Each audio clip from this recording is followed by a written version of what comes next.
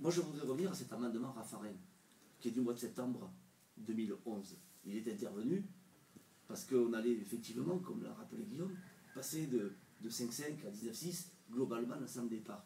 Bon, l'amendement a été voté à l'unanimité par une cinquantaine, par l'ensemble des 50 membres de la commission des finances d'époque.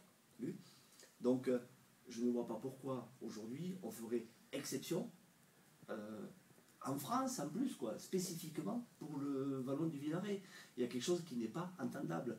Et je pense qu'il y a un abus de position de la part de l'administration fiscale.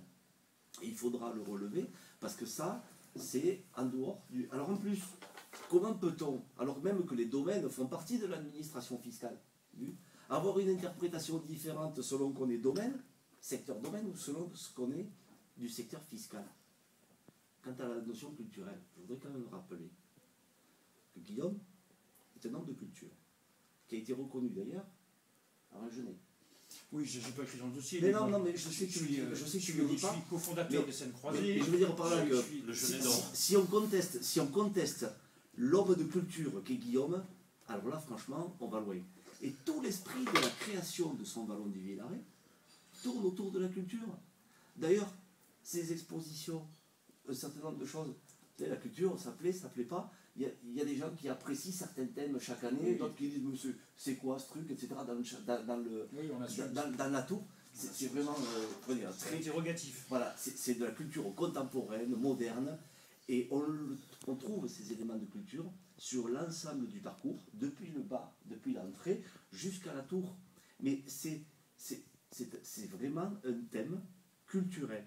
Et 700 000 visiteurs, c'est le double de la meilleure des fréquentations que peut avoir un site on va dire, du CDT, qui est par exemple on va dire le parc des Loups. Non, ils ont plus que nous. Non, ils ont 300 000. Non, mais, non, 700 000. enfin, Sur 20 ans. Annuellement, ils ont 2 fois plus que nous. Alors, annuellement, ils ont 2 fois plus. Bon, alors je retire ça. Et indépendamment de ça, je voudrais dire que nous avons effectivement en Lozère une problématique de thème pour des gens qui viennent parcourir le département. On ne sait pas donner du contenu à notre activité touristique, et je suis désolé, mais le vallon du Villaret, eh bien, il y concourt grandement. Et enfin, moi je dirais que sur le secteur de Bagnoles-les-Bains, la situation est grave, très grave.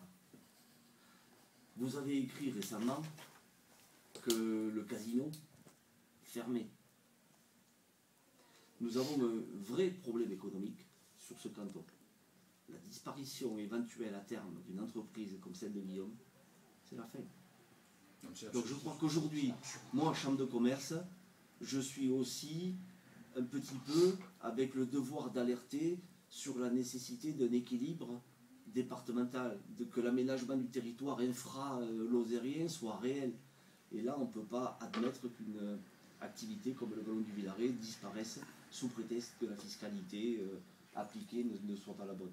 Moi, je m'arrête là. Donc, et je tenais ce matin à marquer fortement le soutien auprès de Guillaume. Prosaïquement, si la pression de l'administration fiscale continue, quelqu'un va-t-il vous aider pour avancer la somme? Comment vous allez vous organiser?